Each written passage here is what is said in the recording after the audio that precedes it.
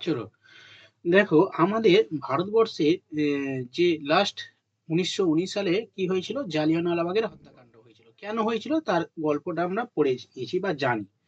ওকে, ওই রাওলাট টাইমকে কেন্দ্র করে শুরু হয়েছিল খিলাফত এই আম, তোমার জালিয়ানওয়ালাবাগের হত্যাকাণ্ড। তো এর পরবর্তীকালে সংগঠিত হয় অসহযোগ আন্দোলন। ওকে, অসহযোগ আন্দোলনের আগে আরেকটা বিষয় যোগ করতে হবে, সেটা হচ্ছে খিলাফত আন্দোলন। ঠিক আছে, খিলাফত আন্দোলন হচ্ছে আমাদের ভারতবর্ষে হয়েছিল। হ্যাঁ, যেটা হচ্ছে, দেখো ভারতবর্ষে যে 1919 সালে যে জালিয়ানওয়ালাবাগের হত্যাকাণ্ড, এবং সেই সময় ভারতবর্ষের সঙ্গে একটা বিশ্বের রাজনীতি, খিলাফত মানে তুর্কি বা যেটা তুরস্ক বর্তমানে বলা হয়, এই তুরস্কের খলিফা ছিল। সেই তুরস্কের খলিফাকে বলা হয় হ্যাঁ, প্রধানকে বলা হয় খলিফা।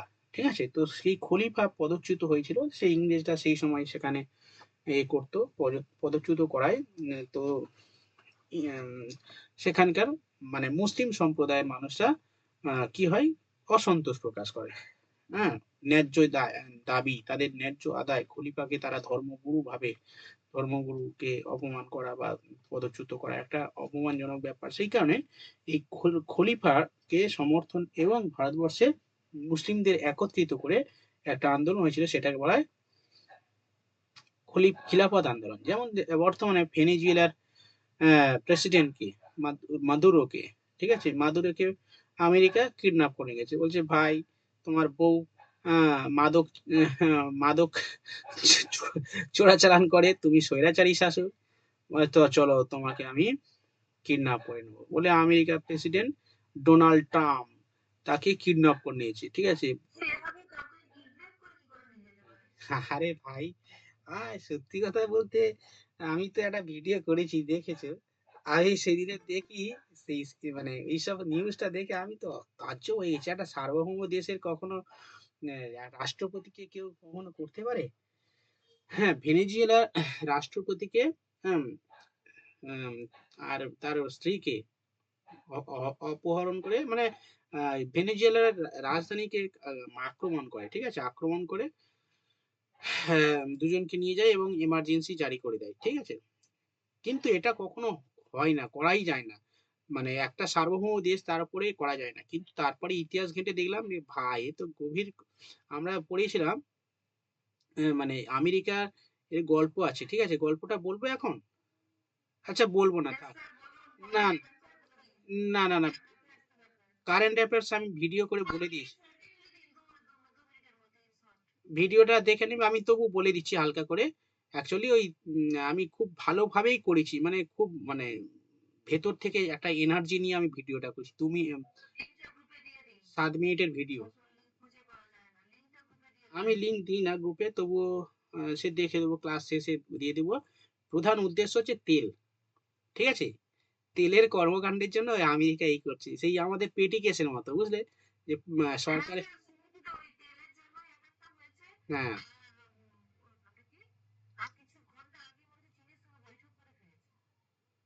হ্যাঁ, হ্যাঁ, হ্যাঁ, হ্যাঁ, বিশাল গল্প আছে ওখানে, বিশাল গল্প। আমি আরো একটু ওই ভিডিওতে আর একটা গল্প বললে, ওখানে অরিনোকো অববাহিকা আছে, ওটা আমরা সেই অরিনোকো অববাহিকাতে প্রচুর তেলের ভান্ডার আছে, বুঝলে? তো এবার ওর ইতিহাসটা অনেক দিন ধরে চলে আসছিল। যাই হোক, ওইটা ওখান থেকে দেখে দেবো। আমি ক্লাস শেষে আমি লিঙ্কটা পাঠিয়ে দেবো গ্রুপে।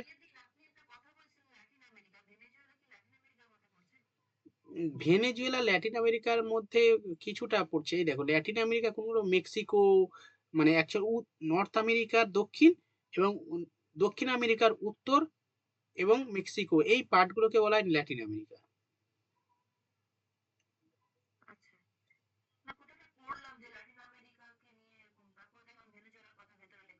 হুম, হুম, হুম, ওইটাই। একদম উত্তরে লেখা আছে, দেখবে। চলো, তাহলে এই যে অসহযোগ আন্দোলনটা শুরু হয়েছিল, আচ্ছা খিলাফত আন্দোলন, এই খিলাফত আন্দোলনটা শুরু হয়েছিল এই ভারতবর্ষের মানে মুসলিম সম্প্রদায়কে এক করার জন্য। ঠিক আছে, এটা 1919 সালে খিলাফত আন্দোলন শুরু হয় এবং এই খিলাফত আন্দোলন নেতৃত্ব দেন কে? মহাত্মা গান্ধী। ব্যাস, এইটুকু করলে পরীক্ষায় জন্য যথেষ্ট। ওকে, চলো লিখে নাও খিলাফত আন্দোলন। লেখো, অল ইন্ডিয়া খিলাফত কনফারেন্স অল ইন্ডিয়া খিলাফত কনফারেন্সের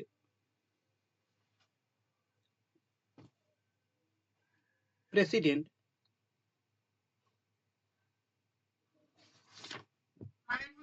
অল ইন্ডিয়া খিলাফত কনফারেন্সের প্রেসিডেন্ট ছিলেন মহাত্মা গান্ধী।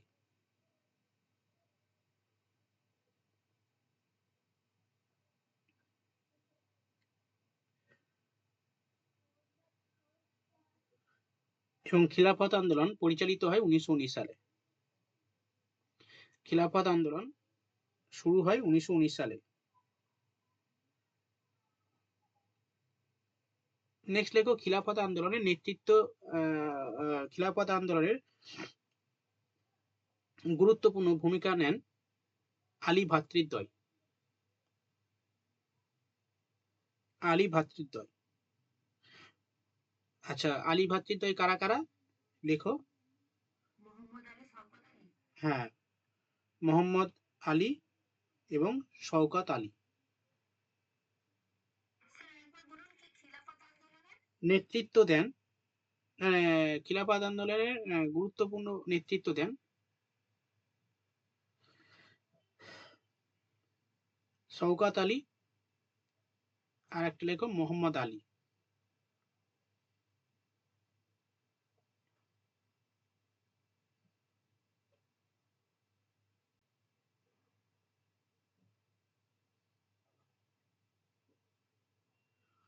আচ্ছা চলো, এর পরের যে ঘটনাটা সেটা হচ্ছে অসহযোগ আন্দোলন। ওকে, এই অসহযোগ আন্দোলন ভেরি ভেরি ইম্পর্টেন্ট।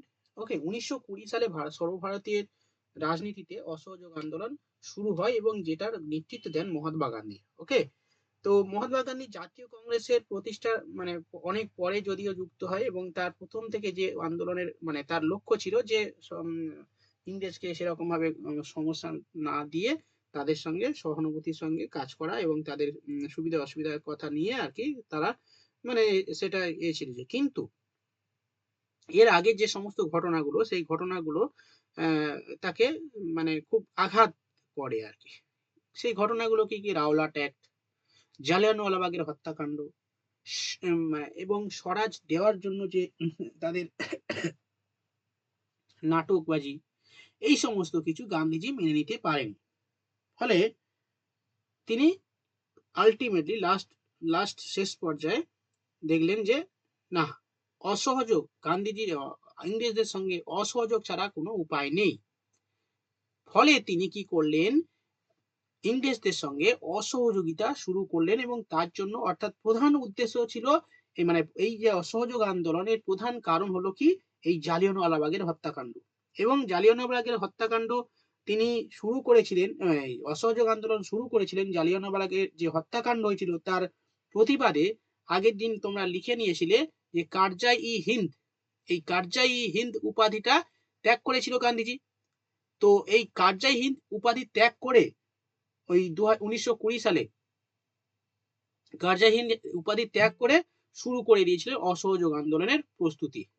ঠিক আছে, তো এই অসহযোগ আন্দোলন শুরু করেছিল, তার মানে সমাপ্তি কি দিয়ে? ওই কারজাই-হিন্দ যে উপাধিটা ইংরেজরা গান্ধীজিকে দিয়েছিল, সেই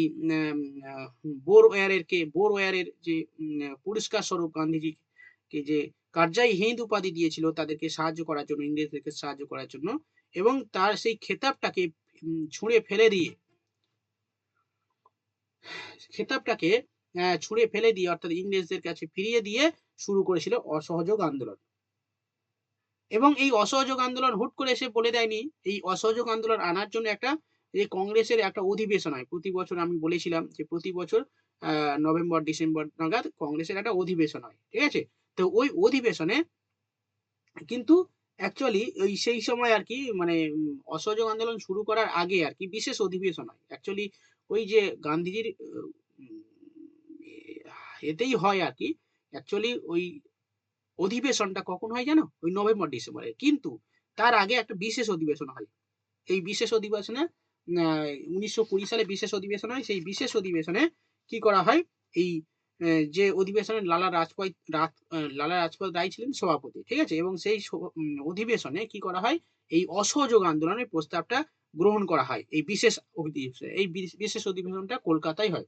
ওকে, তাহলে এখানে গুরুত্বপূর্ণ কোনটা, এই যে বিশেষ অধিবেশন কোথায় হয়, কলকাতায়, কত সালে হয়, 1920 সালে, কে সভাপতি হয়, লালা লাজপত রায়। এবং এখানে কি করা হয়, এখানে সারা ভারতবর্ষ ব্যাপী যে অসহযোগ ইংরেজদের মানে সঙ্গে যে অসহযোগিতা করা হবে তার প্রস্তাব পেশ করেন গান্ধীজি। ওকে, এবং এখান থেকেই শুরু হয় অসহযোগ আন্দোলনের কর্মকাণ্ড। এবং অসহযোগ আন্দোলনের মূল লক্ষ্য যেটা গান্ধীজি স্থির করেছিলেন যে পাঞ্জাবে যে জালিয়ানওয়ালাবাগের হত্যাকাণ্ড হয়েছিল তার প্রতিকার করা, এবং খিলাফত যে সমস্যা তৈরি করেছে তার সমাধান করা, এবং স্বরাজ অর্জন করা। এই সমস্ত লক্ষ্য নিয়ে খিলাফত আন্দোলনটা, অসহযোগ আন্দোলনটা শুরু হয়েছিল। আশা করি মোটামুটি হালকা করে বোঝা গেল। ইয়েস অর নো, তাহলে লেখানো শুরু করব।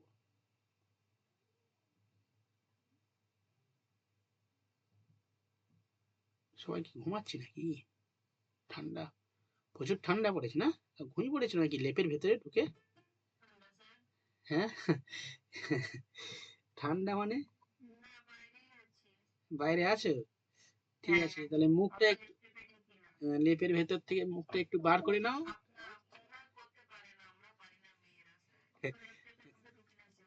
মেয়েরা এমনিতেই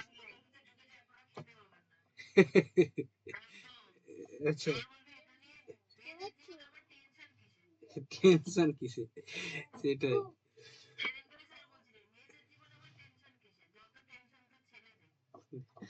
টেনশন এই শুধু ঠান্ডার সময় টেনশন, নাহলে সারা জীবনের টেনশন কোথায় বলো?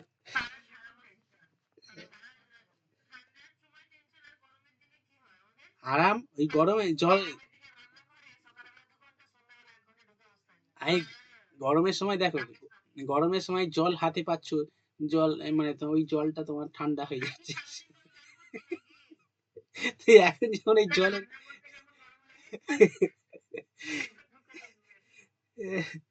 ও ভাই, হ্যাঁ,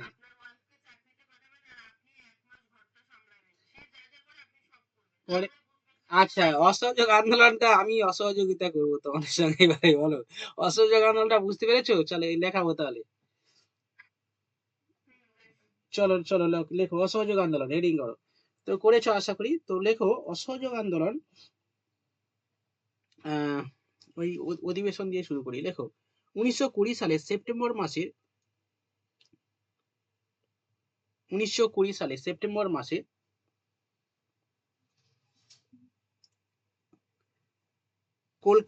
কলকাতায় জাতীয় কংগ্রেসের বিশেষ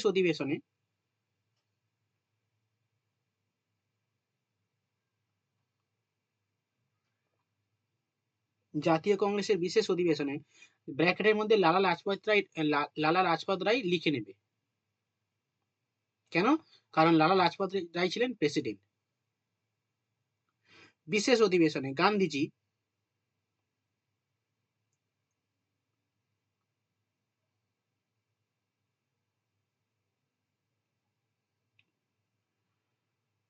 অসহযোগ আন্দোলনের পরিকল্পনা পেশ করেন।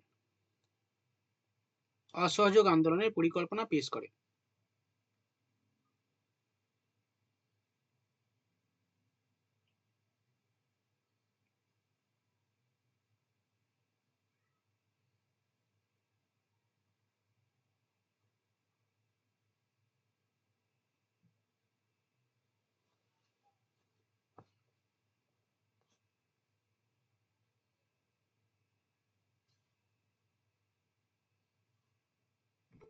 ওকে, আচ্ছা, এর এর মধ্যে আরেকটা বিষয় বলে রাখি, দেখো এই কলকাতা অধিবেশন যে বিশেষ অধিবেশনটা হয় না, সেই কলকাতা অধিবেশনে কি হয়েছে, এই অসহযোগ আন্দোলনের প্রস্তাবটা উপস্থাপন করা হয়। ওকে, এবং শুধু প্রস্তাবটা উপস্থাপন করা হয়নি, এবং সঙ্গে নরমপন্থীরাও চেয়েছিল যে মানে কংগ্রেস মানে গান্ধীজি কি করেছিলেন, ওই অসহযোগ আন্দোলনের প্রস্তাবটা উপস্থাপন করেছিলেন। এবং যে নরমপন্থীরা ছিল না, আমরা দেখেছিলাম 1907 সালে নরমপন্থী এবং চরমপন্থীদের মধ্যে গন্ডগোল হয়, এবং এই নরমপন্থীরা মানে স্বরাজ স্বরাজ দাবিটা করে আসছিল সেই 1907 সালে, 6-7 সালে। তো এই স্বরাজ বলতে ঔপনিবেশিক যে স্বায়ত্তশাসন, সেই ঔপনিবেশিক স্বায়ত্তশাসন অর্জন করার জন্য তারা দাবি রেখেছিল। এবং পরবর্তী পর্যায়ে আরেকটা অধিবেশন হয়, সেটা হচ্ছে নাগপুর অধিবেশন 1920 সালে। ওকে, যেটা নর্মাল অধিবেশন। ওকে, ওই নর্মাল অধিবেশন নর্মাল ডেলিভারি ওই রকম না, ব্যাপারটা হচ্ছে বিশেষ বিশেষ অধিবেশন আর হচ্ছে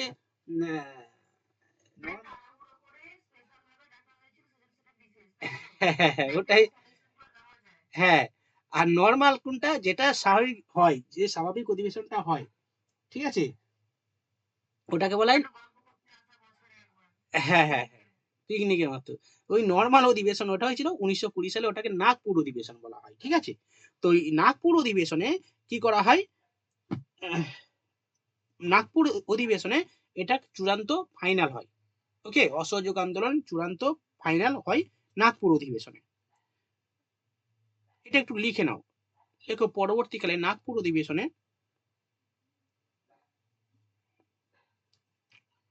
অসহযোগ আন্দোলনের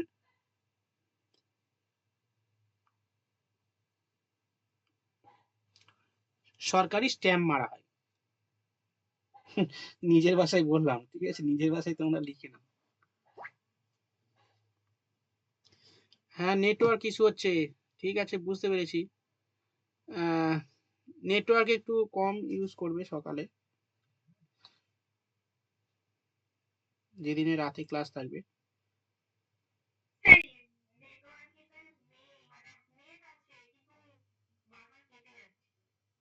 আচ্ছা আচ্ছা, বুঝতে পেরেছি। হ্যাঁ, দেখো 1920 সালে নাগপুর অধিবেশনে অসহযোগ আন্দোলনের,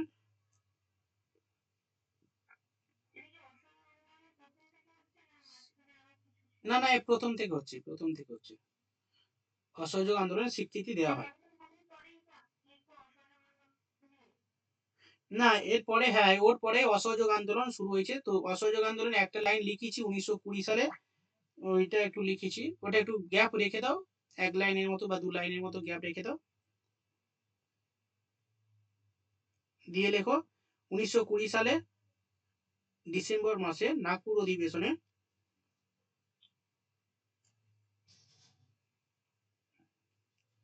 অসহযোগ আন্দোলনের স্থির করা হয়। আচ্ছা,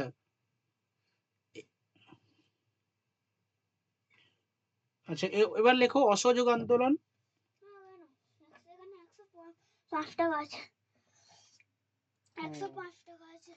আচ্ছা, ঠিক আছে, দিয়ে গেছে। আচ্ছা, ঠিক আছে।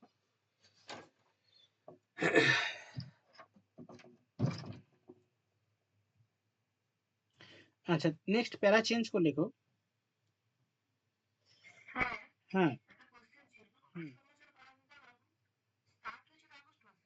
আগস্ট মাসে স্টার্ট হয়েছে, ঠিক আছে। এবার কি বলতো, হ্যাঁ হ্যাঁ হ্যাঁ হ্যাঁ, শুরু গান্ধীজি ওদিকে শুরু করে দিয়েছে। এবার দেখো। হুম, পরে, পরে হ্যাঁ, ওই অধিবেশনে একটা সরকারি দেখো, যে কোনো একটা বিষয় সরকারি হতে গেলে তার তো একটা সময় লাগে, ঠিক আছে। তো তার আগে গান্ধীজি শুরু করে দিয়েছিল, উনি 1 আগস্ট, ওই যে বললাম না, অসহযোগ আন্দোলন শুরু করেছিল কারজাই হিন্দ উপাধি ত্যাগ করে, ওটা একটু লিখে নাও। তারপরে এবার লেখো 1920 সালে 1 আগস্ট গান্ধীজি কারজাই ই হিন্দ উপাধি ত্যাগ করে অসহযোগ আন্দোলনের সূচনা করে।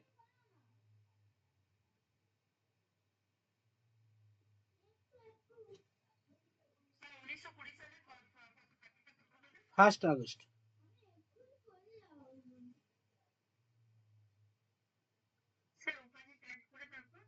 উপাধি ত্যাগ করে অসহযোগ আন্দোলন শুরু করেন।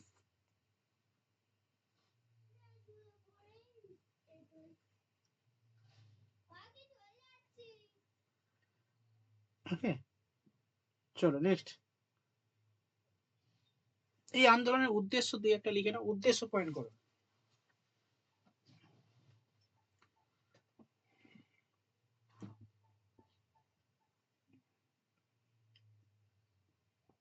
এক নম্বর পয়েন্ট, পাঞ্জাবের অন্যায় প্রতিকার করা। পাঞ্জাবের অন্যায় প্রতিকার করা, মানে ওই জালিয়ানওয়ালাবাগের ব্যাপারটা।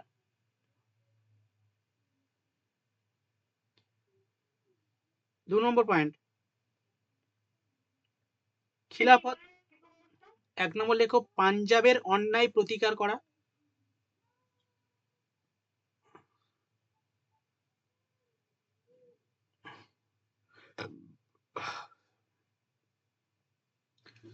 পাঞ্জাবের অন্যায় প্রতিকার করা। 2 নম্বর লেখো, খিলাফতের সুষ্ঠু সমাধান। খিলাফতের সুষ্ঠু সমাধান। 3 নম্বর লেখো, স্বরাজ অর্জন।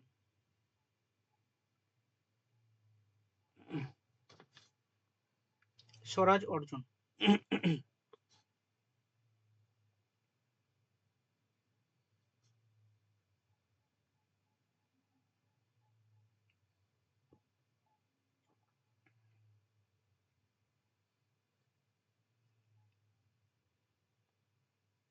ওকে, তো এই অসহযোগ আন্দোলন শুরু করার সঙ্গে সঙ্গে সারা ভারতবর্ষব্যাপী একটা ব্যাপক আন্দোলন, মানে এই আন্দোলনের কর্মসূচি কি ছিল?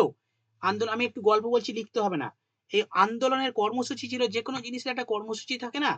হ্যাঁ, যেমন ধরো বাংলাদেশের জনগণ যখন বাংলাদেশে যখন সংসদ ভবন দখল করে, তখন যে যা পারছে, কে হাঁস নিয়ে পালাচ্ছে, কে মুরগি নিয়ে পালাচ্ছে, কে মাছ নিয়ে পালাচ্ছে, হ্যাঁ, কে খাট বালিশ নিয়ে পালাচ্ছে। তো তো আমরা দেখেছি চোখের সামনে, ওই কর্মসূচি ছিল এগুলো। তো এখানে গান্ধীজি যে কর্মসূচিটা নিয়েছিল আন্দোলনে, এই যে অসহযোগ করা হবে, কি অসহযোগ করা হবে?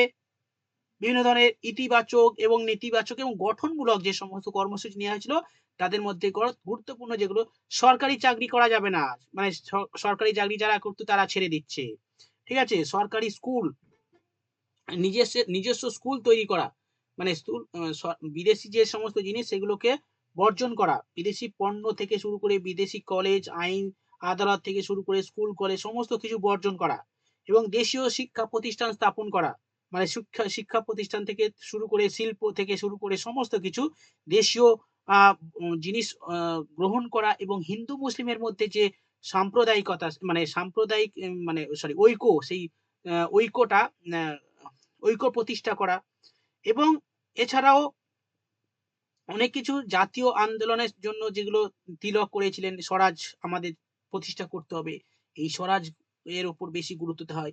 অর্থাৎ এই সমস্ত বিষয়গুলো কে কেন্দ্র করে সারা ভারতবর্ষব্যাপী একটা আন্দোলন সূচনা হয়, এবং এই আন্দোলনে গান্ধীজির নেতৃত্বে এই আন্দোলনে সারা ভারতবর্ষব্যাপী নারী থেকে শুরু করে নারী পুরুষ, মানে এই আন্দোলনে একমাত্র প্রথম এই নারীরা এগিয়ে এসেছিল। প্রথম এরকম প্রশ্ন আছে যে কোন আন্দোলনে, ভারতবর্ষের কোন জাতীয় আন্দোলনে প্রথম নারীরা সর্বাত্মকভাবে অংশগ্রহণ করেন? এই অসহযোগ আন্দোলনে। এখানে হিন্দু মুসলিম থেকে শুরু করে নারী পুরুষ, ধনী দরিদ্র, কৃষক, সমগ্র সম্প্রদায় সারা ভারতবর্ষব্যাপী একটা আন্দোলনে ব্যাপকভাবে সক্রিয়ভাবে অংশগ্রহণ করেছিল, এবং স্কুল কলেজ থেকে শুরু করে সমস্ত স্টুডেন্ট, হ্যাঁ, কলেজের স্টুডেন্ট থেকে শুরু করে সমস্ত কৃষক থেকে শুরু করে মজুর থেকে শুরু করে, হ্যাঁ, সমস্ত মানুষরা সক্রিয়ভাবে অংশগ্রহণ করেছিলেন, এবং এই সক্রিয় অংশগ্রহণের জন্য সারা ভারতবর্ষব্যাপী যে সমস্ত লিডাররা ছিলেন, যেমন জওহরলাল নেহেরু, আমাদের সুভাষচন্দ্র বোস, তারপরে আমরা যে সমস্ত সক্রিয় নেতাগুলো ছিলেন, যেমন হচ্ছে তোমার ওই পট্টবী সীতারাম মায়া, দেশবন্ধু চিত্তরঞ্জন দাস আমাদের বাঙালিদের মধ্যে, তারপর বল্লভভাই প্যাটেল, রাজেন্দ্র প্রসাদ, গোপালাচারী প্রমুখ যে সমস্ত গুরুত্বপূর্ণ লিডার ছিল সারা ভারতবর্ষব্যাপী বিভিন্ন স্থানে, তারা সক্রিয়ভাবে অসহযোগ আন্দোলনটা সক্রিয়ভাবে পরিচালনা করেছিলেন। এবং সেই সময় সুভাষচন্দ্র বসু,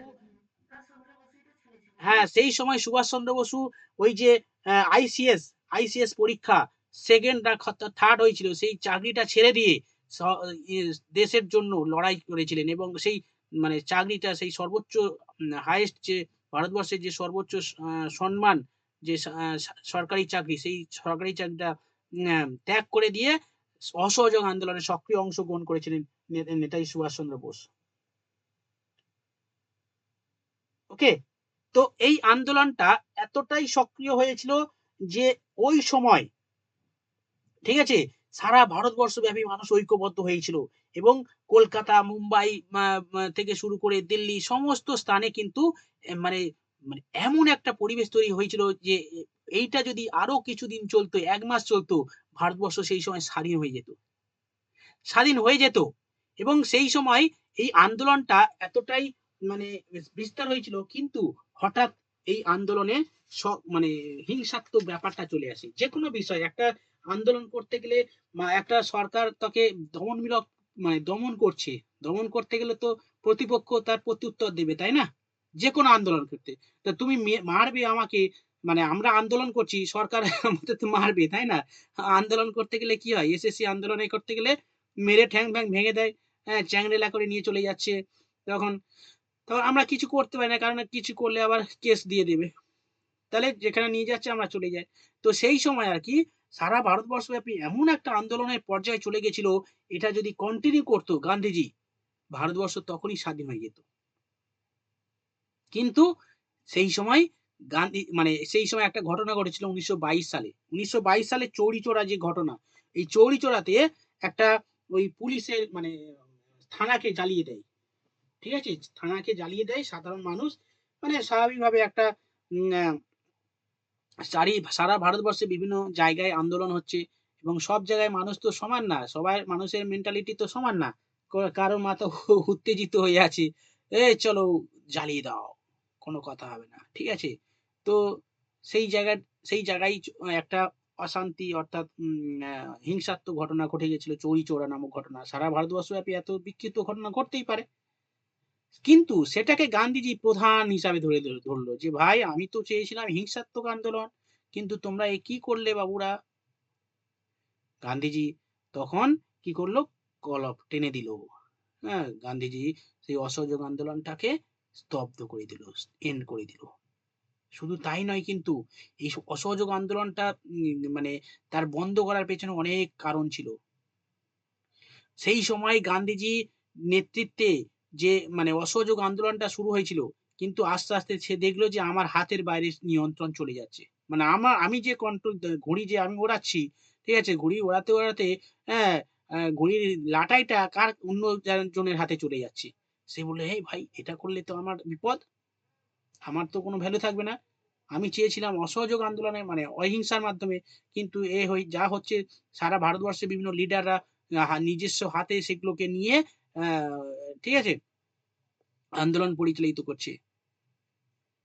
এবং তখন দেখলো যে আমার হাতের বাইরে মানে চলে যাচ্ছে, তখন এই সময় যদি স্বাধীন হয়ে যায় তখন আমার হাতে কোনো কিছু থাকবে না, ঠিক আছে? তখনই কিন্তু গান্ধীজি পুরো স্টপ করে দিল অসহযোগ আন্দোলন। কিন্তু এই আন্দোলনটা যদি চালিয়ে যেত তখন, তাহলে কিন্তু কিছুদিনের মধ্যেই কিন্তু স্বাধীন হয়ে যেত ভারতবর্ষ।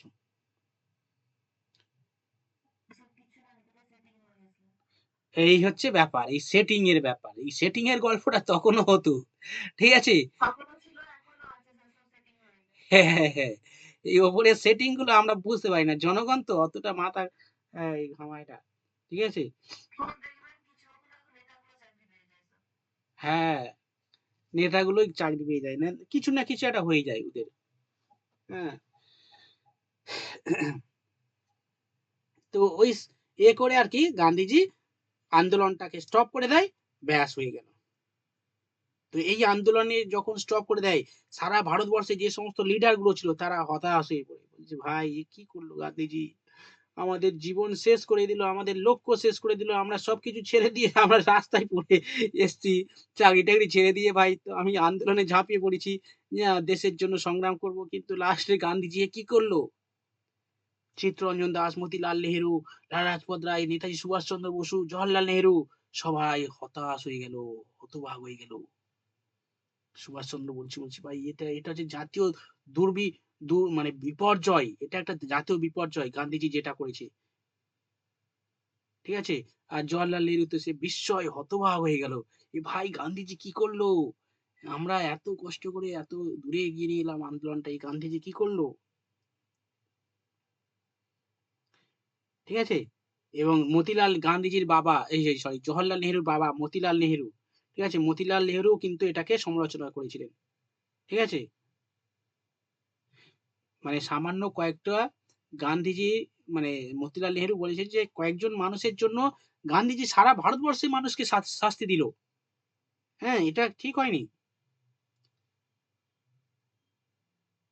যাই হোক, অনেক কিছু ঘটনা ঘটলো, কিন্তু শেষ পর্যন্ত কি হবে, গান্ধীজি যে মেন কারিগর সেই অফ করে দিল, আস্তে আস্তে এই অসহযোগ আন্দোলনটা স্টপ হয়ে গেল। চলো এবার আমরা লিখতে শুরু করি। চলো লেখো 1900 চৌরি চৌরার ঘটনাটা লেখো। 1922 সালে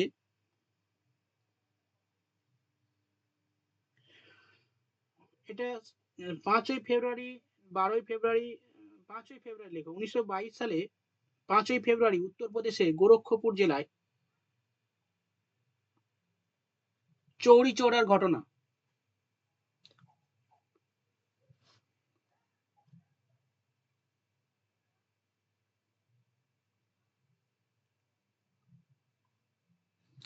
উনিশশো 22 সালে 5ই ফেব্রুয়ারি উত্তরপ্রদেশের গোরক্ষপুর জেলায় চৌরি চৌরা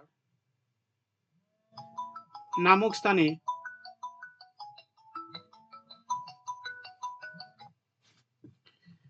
এই পরে ফোন করছি, পরে ফোন করছি, বলছি পরে ফোন করছি রে।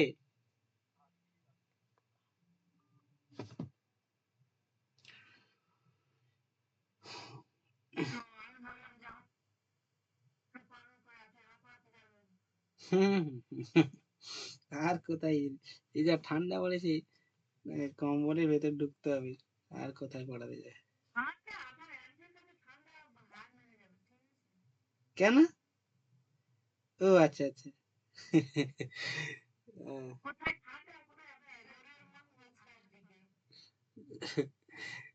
চোরের মন তো বসকার দিকেই থাকবে, যা ঠান্ডা পড়েছে। চলো তাহলে, চৌরিচৌরা নামক স্থানে উত্তেজিত জনতা থানায় আগুন জ্বালিয়ে দেয় এবং 22 জন পুলিশ মারা যায়। এই ঘটনা চৌরিচৌরা ঘটনা নামে পরিচিত। 22 জন পুলিশ মারা যায়, এটি চৌরিচৌরা ঘটনা নামে পরিচিত।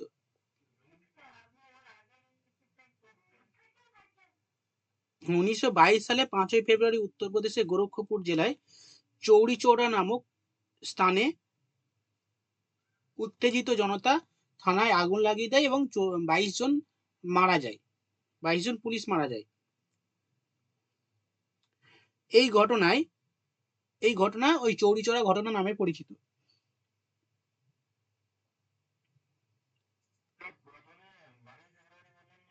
না না না, 12ই ফেব্রুয়ারি মানে 5ই ফেব্রুয়ারি বললাম।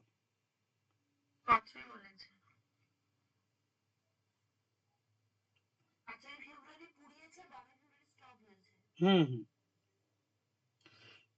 এবার লেখো, হয়েছে, এই ঘটনায় গান্ধীজি মর্মাহত হয় এবং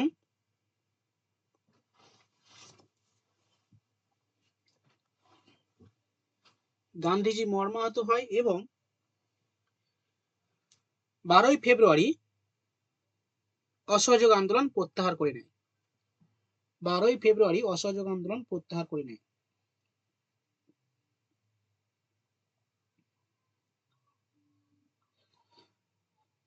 হয়েছে।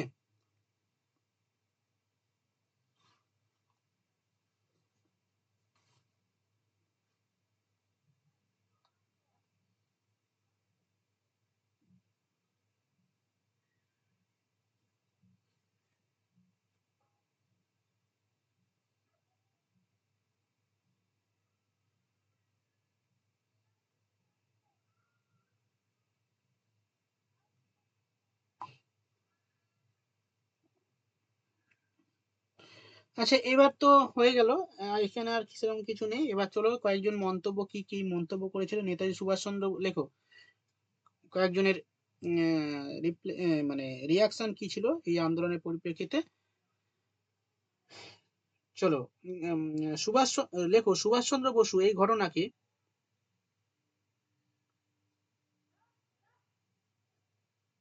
এই ঘটনাকে জাতীয় দুর্দৈব বলে অভিহিত করেন। জাতীয় দুর্দৈব বলে অভিহিত করেন। আচ্ছা, বাকিটা এগুলো লিখতে হবে না, ওগুলো পরীক্ষার জন্য ইম্পর্টেন্ট না, মানে পরীক্ষায় অতটা গুরুত্বপূর্ণ না। ঠিক আছে, চলো প্যারা চেঞ্জ করো। দেখো এই সময় 1920 সাল তো যে অসহযোগ আন্দোলন শুরু হলো, আর 1922 সালে প্রত্যাঘাত মানে প্রত্যাহার করে নিল। কিন্তু এর মাঝে একটা ঘটনা হয়েছিল, সেটা হচ্ছে তোমার ওই প্রিন্স অফ ওয়েলস এসেছিল, ঠিক আছে, ওই ইংল্যান্ডের যুবরাজ, মানে প্রিন্স অফ ওয়েলস ইংল্যান্ডের যুবরাজ বলতে কি বলতো, মানে ইংল্যান্ড ইউকে বলতে না কটা কটা দেশ নিয়ে গঠিত, ঠিক আছে, কি কি বলতো? চারটে, ইয়েস, স্কটল্যান্ড, ওয়েলস, ইংল্যান্ড আর স্কটল্যান্ড, ওয়েলস, ইয়েস, হ্যাঁ, আয়ারল্যান্ড। চারটে তো, একটা পাঁচটা না না, ব্রিটেন তো, স্কটল্যান্ড, স্কটল্যান্ড, হ্যাঁ হ্যাঁ হ্যাঁ, নর্দার্ন আয়ারল্যান্ড। আচ্ছা, নর্দার্ন আয়ারল্যান্ড কি বলেছো, নর্দার্ন আয়ারল্যান্ড? হ্যাঁ, ওই একই।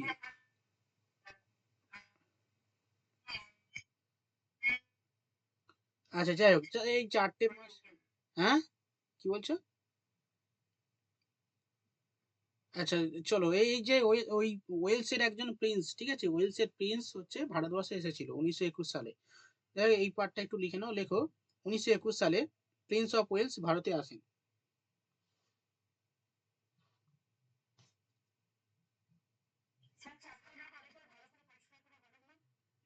লেখো আয়ারল্যান্ড বা নর্দার্ন আয়ারল্যান্ড লেখো, ওয়েলস, স্কটল্যান্ড, ইংল্যান্ড।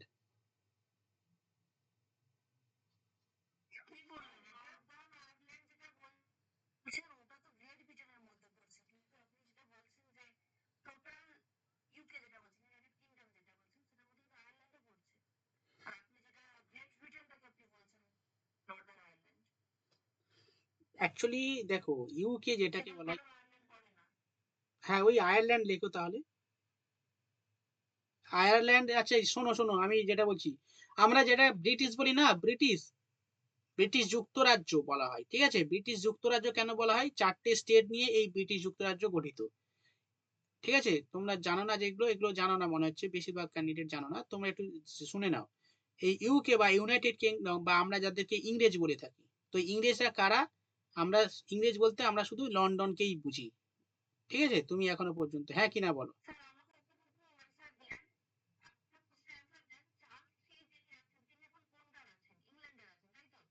কি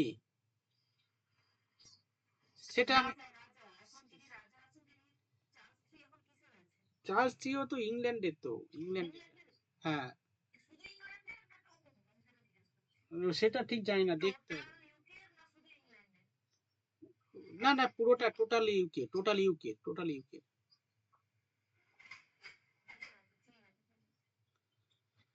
আচ্ছা, যেটা বলছিলাম, আচ্ছা যে চারটে স্টেটের কথা বললাম, যে চারটে স্টেট নিয়ে গঠিত, তাহলে কি কি হবে লেখে নাও, আয়ারল্যান্ড, স্কটল্যান্ড, ওয়েলস,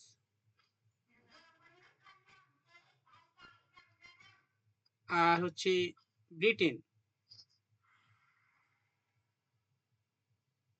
একত্রে বলো, হ্যাঁ,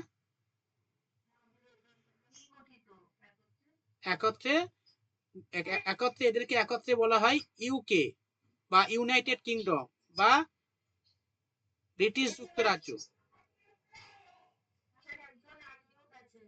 এ মিউট করো তো গোবিন্দ, গোবিন্দ মিউট করো।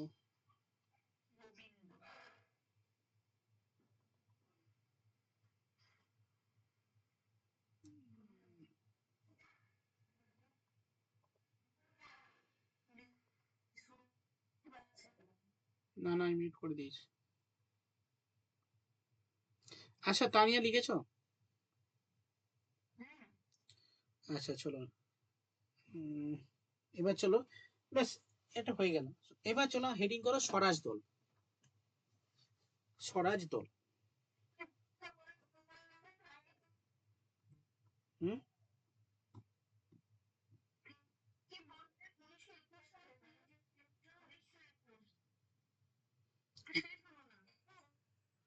1921 সালে সবাই স্টপ, আমি বলছি, সবাই স্টপ হয়ে যাও, আমি বলছি 1921 সালে প্রিন্স অফ ওয়েলস ভারতে আসে।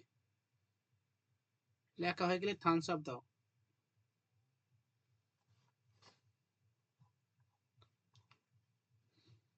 ওকে, লাস্ট। এ ভাই, কি হচ্ছে তোমাদের এত আজকে গন্ডগোল হচ্ছে কেন? স্বরাজ তোমরা এত মানে কনসেন্ট্রেশন ব্রেক করছো কেন এত? স্বরাজ দল আমি একটা যখন ছোট্ট একটা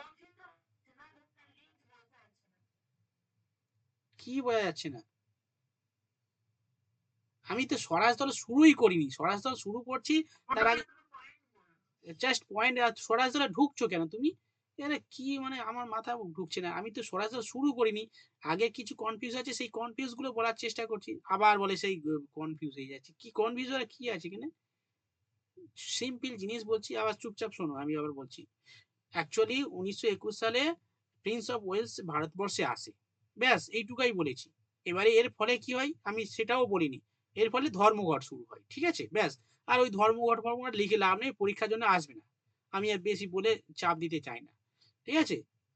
আচ্ছা, এরপরে আমি কি বললাম যে স্যার এই প্রিন্স অফ ওয়েলস এর গল্পটা আসার কারণে ওই ওয়েলস কথাটা এসছে, আমি সেই কারণে আমি বলে দিলাম যে এই প্রিন্স অফ ওয়েলসটা আবার কি জিনিস। দেখো, প্রিন্স অফ ওয়েলস মানে হচ্ছে ওয়েলসের রাজা। এ ভাষায় ইংল্যান্ডের রাজা আমরা জানি। তো আমাদেরকে শাসন করতো ইংরেজরা। এবারে ইংরেজ বলতে আমরা ইংল্যান্ডকে বুঝি। এবার আমি তোমাদেরকে পুরো ডিটেলসটা বোঝানোর জন্য আমি বললাম যে ভাই, ইংল্যান্ড চারটে ছোট ছোট স্টেট নিয়ে গঠিত। এই চারটে স্টেট কি কি? একটা হচ্ছে ওয়েলস, একটা স্কটল্যান্ড, আর একটা হচ্ছে আয়ারল্যান্ড, আর একটা কে ওই ইউকে, যেটা মানে ইউকে না, ওই ব্রিটেন যেটা। তাহলে এই চারটেকে একত্রে বলা হয় ইউকে, ইউনাইটেড কিংডম। ইউনাইটেড মানে একাত্র, কিংডম মানে রাজ্য, এইখানে বলা হয় ইউকে বা ইউনাইটেড কিংডম। ওকে। আর একটা আছে ইউএসএ, যার রাষ্ট্রপতি ডোনাল্ড ট্রাম্প। ইউএসএ আর ইউকে আলাদা জিনিস, ঠিক আছে। ইউএসএ মিনস হচ্ছে ইউনাইটেড স্টেট অফ আমেরিকা, আর ইউকে মানে ইউনাইটেড কিংডম। আর ইউনাইটেড কিংডম কেন বলা হয়? কারণ এই চারটে আলাদা আলাদা স্টেট নিয়ে গঠিত বলে। ওকে, তারা একত্রে আছে, এটাকে বলা হয় ইউনাইটেড কিংডম, ব্যাস। আশা করি এর মধ্যে আর কোনো গন্ডগোল হবে না। Yes or no thumbs up দিয়ে বলে দাও।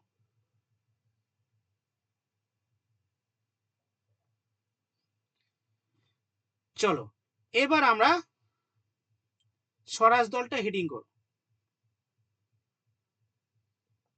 স্বরাজ দলটা হেডিং করব। দেখো, স্বরাজ দলের ব্যাপারটা একটু লেখার আগে আমি একটু বলি স্বরাজ দলের গল্পটা। দেখো, স্বরাজ দলের গল্পটা হচ্ছে ওই ওই অসহযোগ আন্দোলনের পরিপ্রেক্ষিতে তৈরি হয়েছিল। দেখো, অসহযোগ আন্দোলন যখন ব্যর্থ হলো, এবং ব্যর্থ হওয়ার কোনো কারণই ছিল না, এটা কন্টিনিউ হতে পারতো, তাহলে সবাই খুশি থাকতো। ওকে। এবার যারা একটু মানে চরমপন্থী টাইপের ছিলেন, যদিও চরমপন্থী না, কিন্তু চরম একটু সাধারণ, আমাদের নীতিতে কি বলে এটা ঠিক ছিল, কিন্তু এই ঠিক যেটা গান্ধীজি বলছে না এটা ঠিক না, তো এটা তো সবার সঙ্গে ম্যাচ খাবে না, সবার মেন্টালিটির সঙ্গে ঠিক খাবে না, ঠিক আছে। তাহলে কি হবে, সেই সময় এই যে চিত্তরঞ্জন দাস, মতিলাল নেহেরু, এরা দেখলো যে ভাই গান্ধীজির সঙ্গে থাকলে কিচ্ছু হবে না, চলো এখান থেকে বেরিয়ে যাবো, ওরা কংগ্রেস থেকে বেরিয়ে যায়। নেতাজি সুভাষচন্দ্র সেম, সেটা অনেক গল্প পরে আছে। নেতাজি সুভাষচন্দ্র যেহেতু নতুন বাচ্চা ছেলে ছিল, তো সেই সময় শুরু জাস্ট আইসিএস পাস করে শুরু শুরু করেছে, স্বাধীনতা আন্দোলনে পা দিয়েছে, সেখানে তার কিছু করার সেই জায়গায় ছিল না। কিন্তু এই সেই সময় যারা মানে পরিণত ছিল, ওই চিত্তরঞ্জন দাস, মতিলাল নেহেরু, এরা দেখলো যে অসহযোগ আন্দোলনের ব্যর্থতা, এই খিলাফত আন্দোলন, এই সমস্ত কারণে যে মানে ভারতের রাজনীতিতে একটা মানে গ্যাপ তৈরি হয়ে গেছে। মানে গ্যাপ মানে কি, একটা সঠিক মানে পথ নির্দেশ করার একটা দিশাহীন হয়ে পড়েছিল। ফলে কি হয়, সেই সময় চিত্তরঞ্জন দাস এবং মতিলাল নেহেরু কংগ্রেস থেকে বেরিয়ে এসে নিজে গান্ধীজির সঙ্গে গান্ধীজির একটা বিকল্প রাস্তা, ঠিক আছে, বিকল্প রাস্তা হিসাবে তারা নতুন একটা কর্মকাণ্ড শুরু করলেন, যেটাকে স্বরাজ দল প্রতিষ্ঠা করেন কংগ্রেস থেকে বেরিয়ে এসে, ঠিক আছে। কারণ তারা ভেবেই ছিল বা তারা জেনেই ছিল যে এর সঙ্গে থাকলে হবে না। ওকে। ফলে এই চিত্তরঞ্জন দাস এবং মতিলাল নেহেরু মিলে 1923 সালে 22 সালে যখন ওই কল অফ হয়ে গেল, মানে অসহযোগ আন্দোলন স্টপ হয়ে গেল, তো এই পরের বছর 1923 সালে 1 জানুয়ারি কি করলো, মতিলাল নেহেরু এবং চিত্তরঞ্জন দাস মিলে তৈরি করলো স্বরাজ একটা দল। যেমন বিভিন্ন পলিটিক্যাল পার্টি হয় সেরকম একটা ওই স্বরাজ দলে একটা পলিটিক্যাল পার্টি তৈরি করলেন। এবং এই দলের প্রতিষ্ঠা করেছিলেন কে? চিত্তরঞ্জন দাস, আমাদের দেশবন্ধু চিত্তরঞ্জন দাস। এবং সম্পাদক ছিলেন আমাদের ওই মতিলাল নেহেরু বা জওহরলাল নেহেরুর বাবা, সম্পাদক ছিলেন। ঠিক আছে। এবং প্রথম পর্যায়ে কিন্তু এই স্বরাজ দল মানে খুবই ভালো একটা জায়গায় পৌঁছে গেছিল।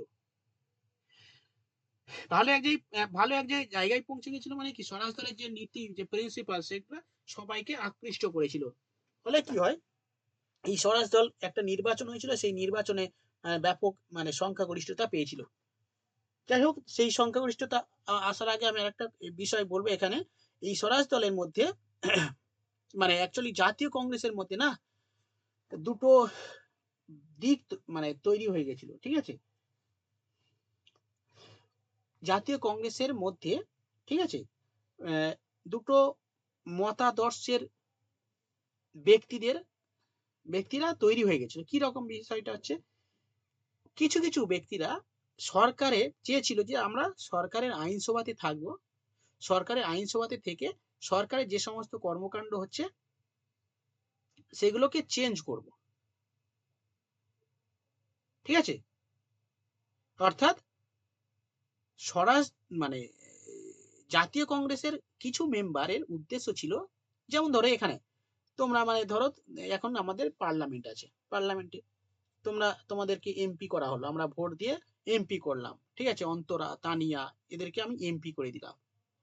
অপরদিকে প্রিয়াঙ্কা, সুনন্দা, দেবাঞ্জলি এরা বলছেন না ভাই, মানে আমরা মানে ওই অন্তরা আর তানিয়া, ডালিয়া, এরা বলছি এদেরকে আমি মানে এরা হচ্ছে চাইছে যে আমরা সরকারের ভেতরে থাকবো, সরকার যে সমস্ত জিনিসগুলো বিল পাস করবে তাদেরকে আমরা বিরোধিতা করে সরকারকে কাজ করতে দেব না। প্রিয়াঙ্কা, সুনন্দা, দেবাঞ্জলি বলে বুস ওদের সঙ্গে থাকবোই না, আমি দলেই যাব না, ওদের সঙ্গে কোনো সম্পর্ক রাখবো না। ঠিক আছে, কি করবে করুক, এরকম ব্যাপার। তো এইগুলোকে বলা হয় প্রো চেঞ্জার আর নো চেঞ্জার। মানে কারা প্রো চেঞ্জার?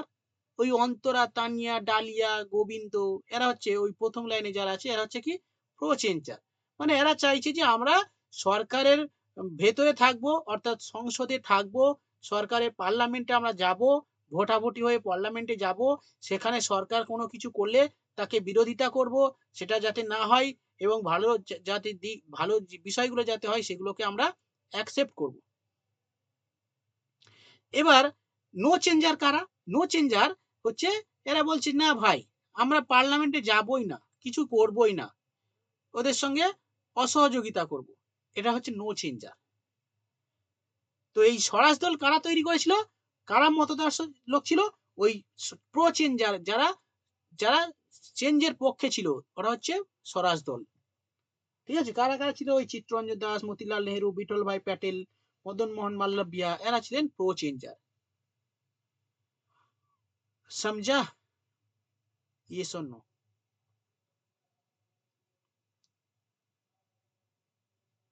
মাত্র একজন বুঝতে পেরেছি, বাকিগুলো সব ঘুমাচ্ছে নাকি?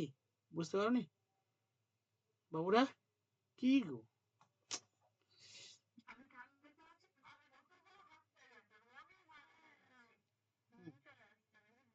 এই যা ঘুম চলে আসছে নাকি? ঘুম কোথায় আছে? বিছানার ভেতরে? হ্যাঁ, প্রচন্ড ঠান্ডা না? আমি একাই বকছি, এটা তো সেই প্রাচীন কালের কনসেপ্ট হয়ে গেল। আমি শুধু পড়াচ্ছি, তোমার তো ঘুম আসবে না। শুনলে তো ঘুম এসে যাবে, তাহলে তোমরা কেন?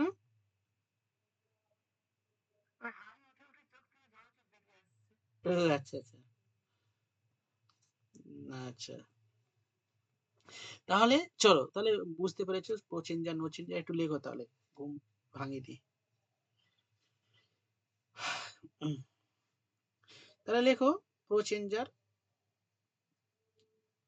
লেখো স্বরাজ দলের প্রতিষ্ঠার স্বরাজ দল প্রতিষ্ঠার পক্ষে যারা ছিল তারা হলেন প্রচেনজার।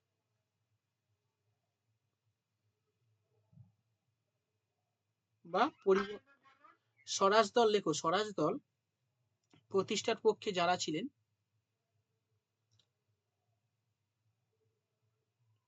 তারা হলেন প্রচেনজার। যেমন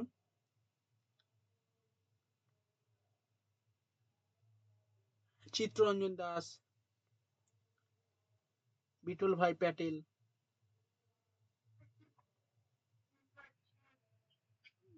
শ্যামা শুনতে পাচ্ছ না? আচ্ছা, স্বরাজ দল প্রতিষ্ঠার পেছনে যারা ছিলেন তারা হলেন প্রচেনজার। যেমন চিত্তরঞ্জন দাস, মতিলাল নেহেরু, বিঠল ভাই প্যাটেল।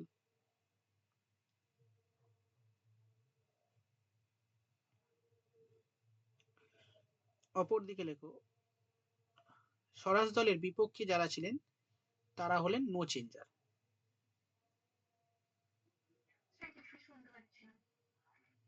কেন গো? স্বরাজ দলের বিপক্ষে যারা ছিলেন তারা হলেন নো চেঞ্জার। নেটওয়ার্কের ইস্যু হচ্ছে, ওই কারণে শুনতে পাচ্ছ না। স্বরাজ দলের বিপক্ষে যারা ছিলেন তারা হলেন নো চেঞ্জার। যেমন রাজেন্দ্র প্রসাদ বল্লভভাই প্যাটেল, যেমন রাজেন্দ্র প্রসাদ বল্লভভাই প্যাটেল।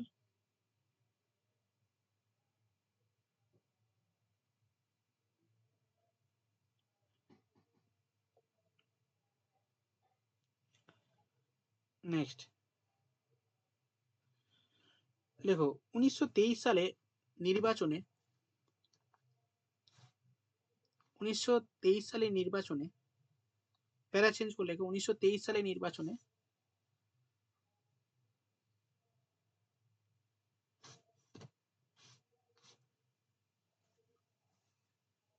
স্বরাজ দল সংখ্যাগরিষ্ঠতা অর্জন করে। স্বরাজ দল সংখ্যাগরিষ্ঠতা অর্জন করে।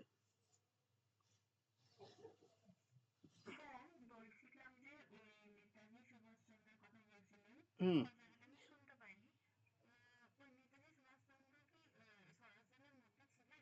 না না না, স্বরাজ দলের মধ্যে ছিল না।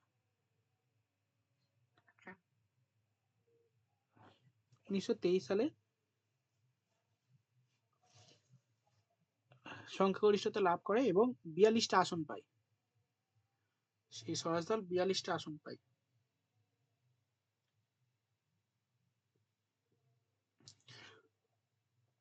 আচ্ছা, স্বরাজ দলের সভাপতি কে লিখে নিয়েছো?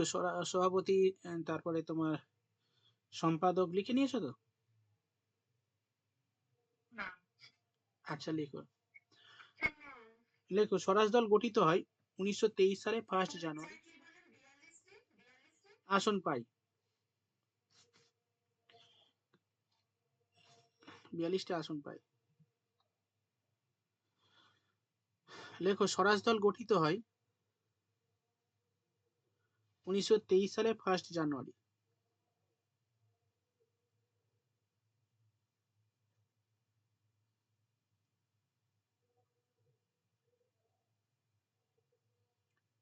নেক্সট, পরের পয়েন্ট, স্বরাজ দলের প্রতিষ্ঠা করেন চিত্তরঞ্জন দাস।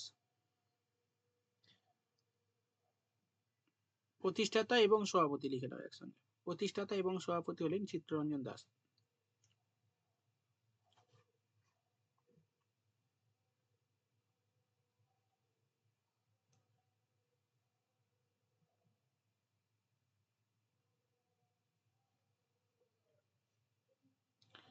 নেক্সট লেখো স্বরাজ দলের সম্পাদক মতিলাল নেহেরু।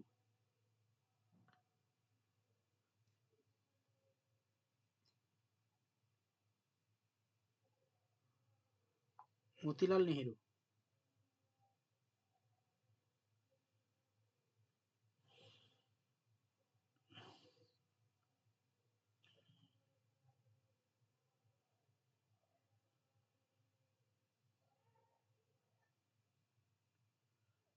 হয়ে গেছে। নেক্সট লেখো, চিত্তরঞ্জন দাস 1923 সালে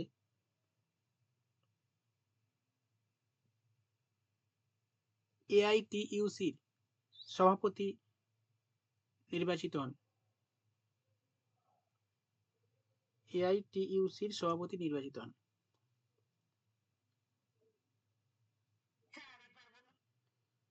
উনিশশো তেইশ সালে চিত্তরঞ্জন দাস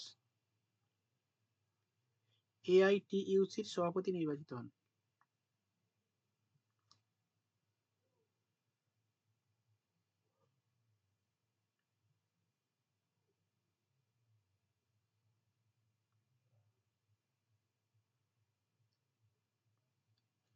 এআইটিইউসি মানে all India trade union Congress, সভাপতি নির্বাচিত হন।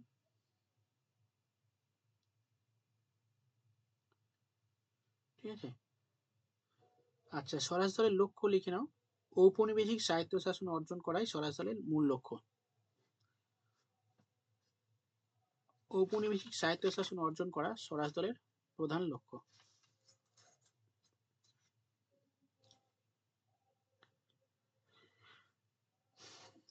ঠিক আছে, ব্যাস এগুলো হলো। তারপরে 1925 সালে চিত্তরঞ্জন দাস মারা যায়। চিত্তরঞ্জন দাস মারা যাওয়ার পরে লেখো, ঔপনিবেশিক স্বায়ত্তশাসন অর্জন করা স্বরাজ দলের লক্ষ্য। রিম্পা, রুনু লিখেছো? শ্যামা শুনতে পাচ্ছ?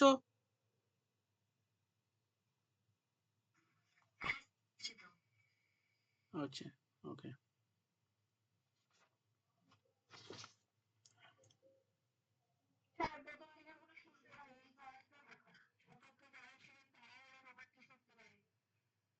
আচ্ছা আচ্ছা, ঠিক আছে।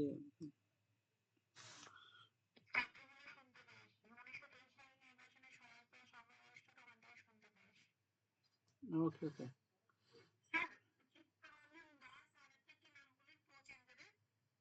প্রসেনজার চিত্তরঞ্জন দাস, মতিলাল নেহেরু, বিঠলভাই প্যাটেল, এরকম ছিল।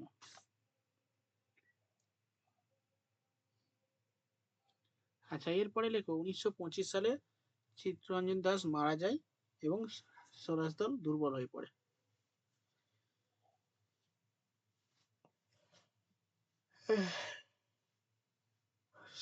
মারা যায় এবং স্বরাজ দল দুর্বল হয়ে পড়ে। ব্যাস হয়ে গেল, স্বরাজ দল হয়ে গেল।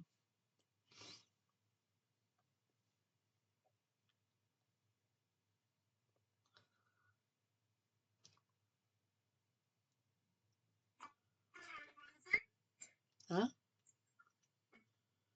1925 সালে, হ্যাঁ 1925 সালে হ্যাঁ 1925 সালে চিত্তরঞ্জন দাস মারা যায় এবং স্বরাজ দল দুর্বল হয়ে পড়ে।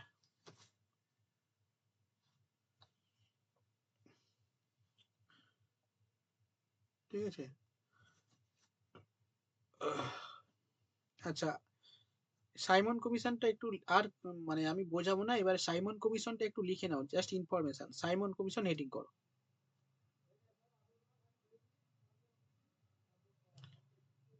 লেখো, 1927 সালে সাইমন কমিশন ভারতে আসে, নিযুক্ত। লেখো, 1927 সালে সাইমন কমিশন গঠিত হয়।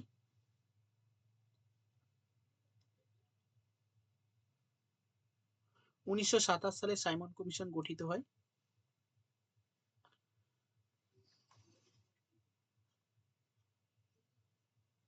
তারপর লেখো, সাইমন কমিশন ভারতে আসে 1928 সালে।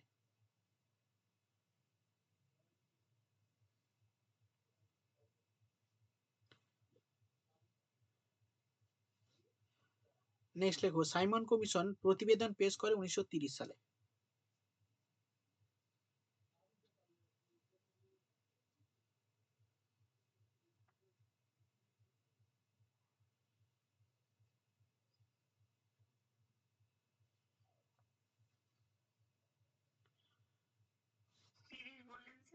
উনিশশো তিরিশ সালে, হ্যাঁ।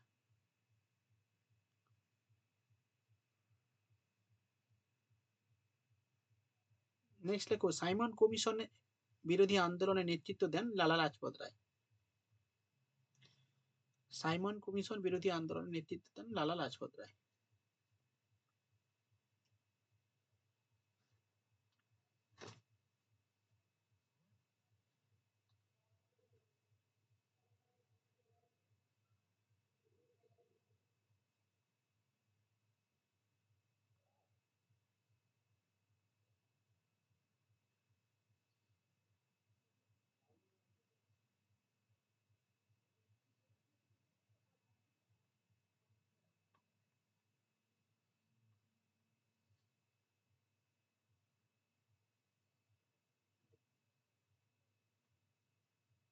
আছে, তারপরে লেখো 1928 সালে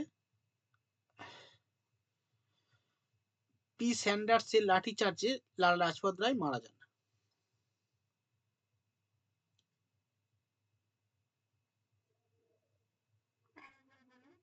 1928 সালে P স্যান্ডার্সের লাঠিচার্জে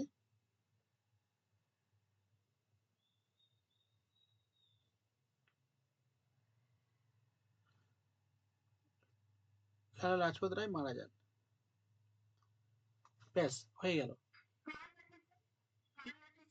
P Sanders, P Sanders. আচ্ছা, এবার আমি কয়েকটা প্রশ্ন করব, উত্তর দেবে, তারপরে ছুটি হয়ে যাবে, ঠিক আছে?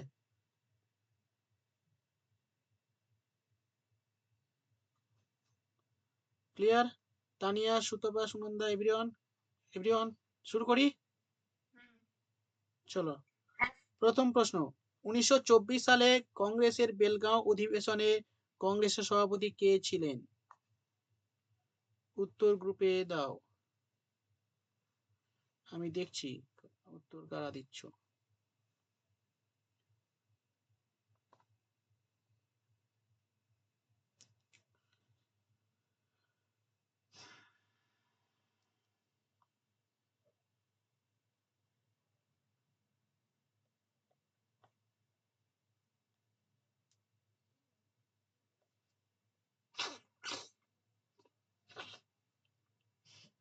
ওকে, সুনন্দা, জানিকা, সুতপা, ঝুম্পা, সিদ্ধার্থ, গান্ধীজি। Very good. পরের প্রশ্ন, নিম্নলিখিত কোন দলটি বঙ্গভঙ্গ প্রস্তাবকে সমর্থন করেছিল? Option: Ghadar Party, Forward Bloc, All India Muslim League, Communist party.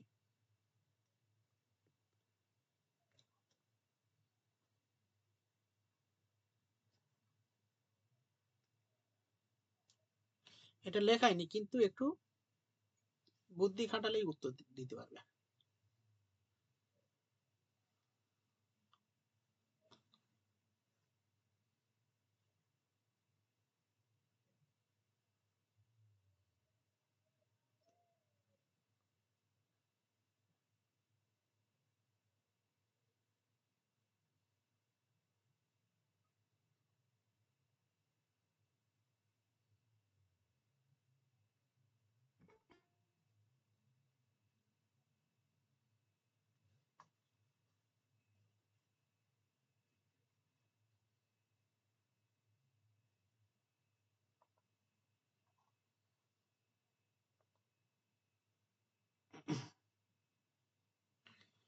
আচ্ছা, ঠিক আছে, সঠিক উত্তর দিয়েছো হচ্ছে শ্যামা। ওকে, সুনন্দা, প্রিয়াঙ্কা, সুতপা, তানিয়া, সুনন্দা, এই sorry, Sumana, Chayanika, Nargis, Runu.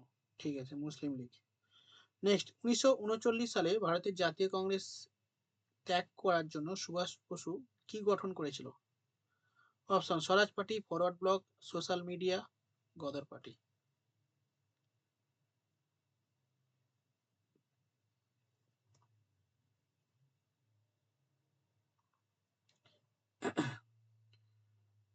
Very good.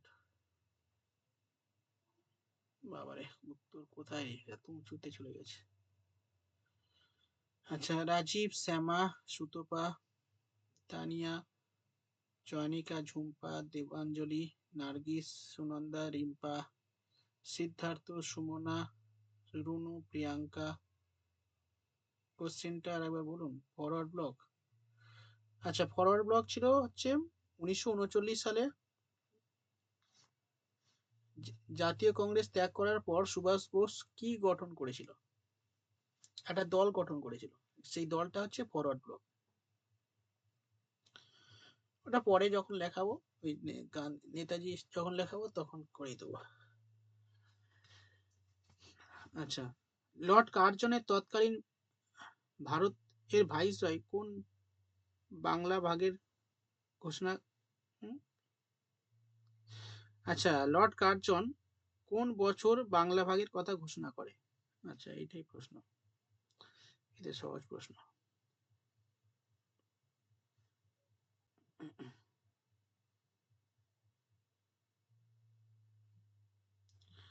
ঠিক আছে এভরিওয়ান, ওকে। চলো পরের প্রশ্ন করে দিচ্ছি। হ্যাঁ, মহাত্মা গান্ধী দক্ষিণ আফ্রিকা থেকে ভারতে আসে কখন? অপশন দিচ্ছি: 1912 সালে, শুধু জানুয়ারি মাসে, 1913 সালে জানুয়ারি, 1915 সালে জানুয়ারি, 1914 সালে জানুয়ারি।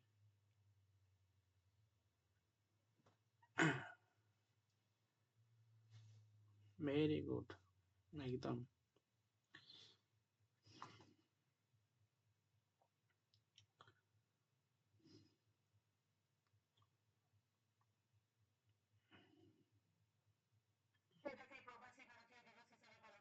হ্যাঁ, সুনন্দা, রাজীব, চয়নিকা, শ্যামা, ডালিয়া, সুতপা, প্রিয়াঙ্কা, নার্গিস, রিম্পা, ঝুম্পা, সুমনা, সিদ্ধার্থ, তানিয়া, রুনু, দেবাঞ্জলি, তানিয়া।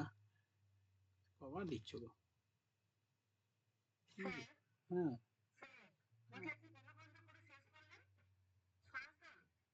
না না, সাইমন। হুম। এবারে প্রশ্ন বলছে, খেদা সত্যাগ্রহ নেতৃত্ব কে দিয়েছিলেন? এসব পাতি প্রশ্ন, পরীক্ষায় বললাম না আমি যেভাবে করাচ্ছি, পরীক্ষায় এর পাতি প্রশ্ন আসবে, ঠিক আছে? আমি যতটা ডিপে পড়াচ্ছি, এগুলো সব পরীক্ষার প্রশ্ন, ঠিক আছে? তোমাদের সঙ্গে যেগুলো বলছি এগুলো সব পরীক্ষার প্রশ্ন। তাহলে বলো তোমরা, এই যে আমি পড়ে দিচ্ছি, এবার তোমরা বাড়িতে পড়লে আহ, মানে এই যে নোটসটা পড়ে নিলে এবার পরীক্ষায় পারবে না, হ্যাঁ কিনা বলো? বলো দেবাঞ্জলি, তুমি তো বলো আমার স্যার ইতিহাস একদম হয় না, বলো কি বুঝতে পেরেছো আজকে যে ক্লাসটা হলো? মনে আছে এগুলো যেগুলো করছি? তুমি তো বলো মনে থাকে না, হ্যান থাকে না, ত্যান থাকে না। হুম।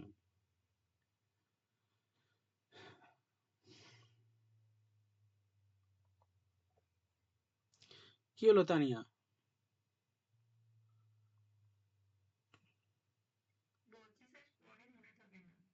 এখন মনে থাকছে তো?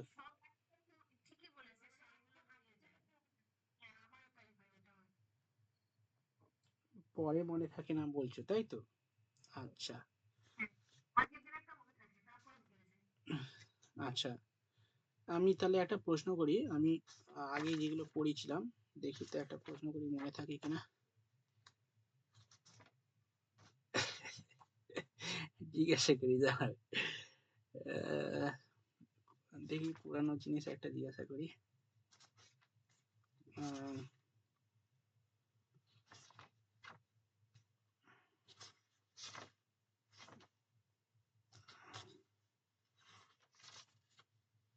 যখন পড়েছিলাম মনে আছে, এই যখন সুরেন্দ্রনাথ ব্যানার্জি পড়েছিলাম।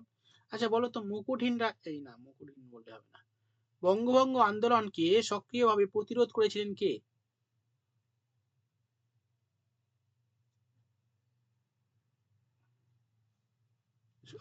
বঙ্গভঙ্গ আন্দোলনের বিরুদ্ধে প্রতিবাদ জানিয়েছিলেন কে? বলো। গ্রুপে উত্তর দিচ্ছ নাকি? ব্যাস, এই তো। হ্যাঁ হ্যাঁ, আমি তো বলেই দিয়েছি তো। আচ্ছা চলো, আর একটা ধরি। আচ্ছা, আমি মুখে ধরি, হ্যাঁ মুখে ধরি। মুখে ধরো না কিসে ধরো, আমি ধরছি। বলো। তানিয়া বলো তো, তুমি বলো জাতীয় কংগ্রেসের প্রতিষ্ঠাতা কে? জাতীয় কংগ্রেস কে প্রতিষ্ঠা করে বা প্রথম প্রতিষ্ঠাতা কে বলো? জাতীয় কংগ্রেস করানোর সময় তুমি ছিলে আশা করি। জাতীয় কংগ্রেস কে প্রতিষ্ঠা করে? আচ্ছা, জাতীয় কংগ্রেসের প্রথম সভাপতি মানে প্রথম প্রেসিডেন্টের নাম কি? নাম কি? এ রাজি। আচ্ছা আচ্ছা, ছিলে না। আচ্ছা, গ্রুপে আমি দেখছি না তো, আমি বললাম মুখে ধরো বললাম। হ্যাঁ, এই তো হয়ে গেছে। আচ্ছা, গ্রুপে দিয়েছো? আচ্ছা ঠিক আছে, সবাই দিয়েছে। উমেশ চন্দ্র ব্যানার্জি। আর প্রতিষ্ঠাতা এলাম একটেবিয়াম হোম। ওকে। S N Banerjee. ঠিক আছে, এভরিওয়ান ওকে। বা এই তো উত্তর দিচ্ছ ফটাফট। এলান অ্যাক্টিভিয়াম হোম। আচ্ছা, এমনি তাহলে তোমরা বলো, মুখে বলতে হবে না, খাতায় বলো। জাতীয় কংগ্রেসের দ্বিতীয় মুসলিম প্রেসিডেন্টের নাম কি? জাতীয় কংগ্রেসের দ্বিতীয় মুসলিম প্রেসিডেন্ট।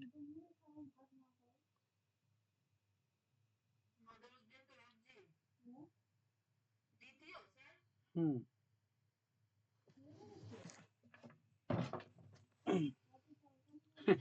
দ্বিতীয় প্রেসিডেন্ট কেউ ছিল? হ্যাঁ হ্যাঁ হ্যাঁ হ্যাঁ, ফিরোজ শাহ মেহতা। ঠিক আছে, ডালিয়া দিয়েছে। আহ, আচ্ছা ঠিক আছে, প্রথম প্রেসিডেন্ট তাহলে প্রথম প্রেসিডেন্টের নাম বলো। জাতীয় কংগ্রেসের প্রথম আচ্ছা ঠিক আছে, পরের প্রশ্ন বলছি। লাইভ ডিভাইন গ্রন্থের রচয়িতা কে?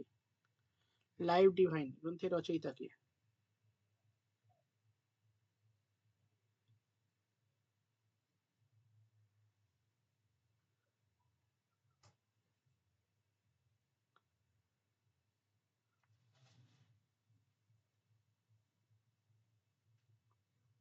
ঠিক আছে, আমারে চড়িয়ে দিতে হবে।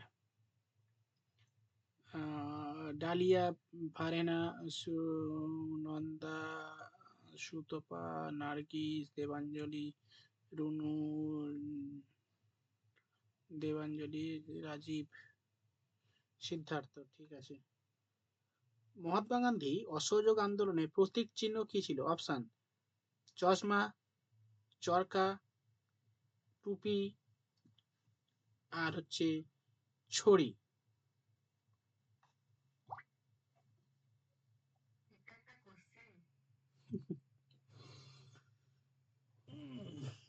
পরীক্ষায় এসেছি আমি।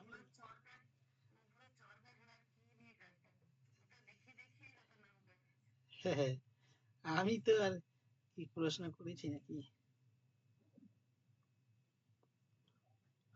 পরের প্রশ্ন, যে রাজিয়াটা কি দিয়েছে দেখো। The three wings of Indian constitution আর। থ্রি উইংস বলো কি হবে? Executive, legislative and judiciary. Legislative, judiciary, democracy. সবাই উত্তর দাও। এক্সিকিউটিভ, লেজিসলেটিভ, মিলিটারি, এটা উত্তর দাও।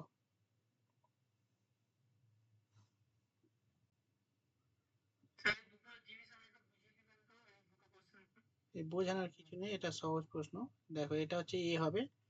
এটা হচ্ছে তোমার যে, আরে তিনটে হচ্ছে উইংস, মানে three wings of Indian constitution. ভারতের সংবিধানের তিনটে উইংস হচ্ছে এক্সিকিউটিভ, প্রশাসন বিভাগ, লেজিসলেটিভ আইন বিভাগ, এবং হচ্ছে জুডিশিয়ারি মানে বিচার বিভাগ। ঠিক আছে। প্রশাসন বিভাগ, আইন বিভাগ এবং জুডিশিয়ারি, তিনটে তিনটে নিয়ে হচ্ছে ভারতের ইন্ডিয়ান কনস্টিটিউশন পরিচালিত হয়। Before Before taking charge as the head of state, the governor take oaths before the আচ্ছা, বলছে before taking charge as the head of state, মানে হেড অফ স্টেট মানে কি বলতো? গভর্নর। হ্যাঁ, বলছে the governor takes oath before, কার কাছ থেকে? Chief justice of high court. একদম, এভরিওয়ান ওকে।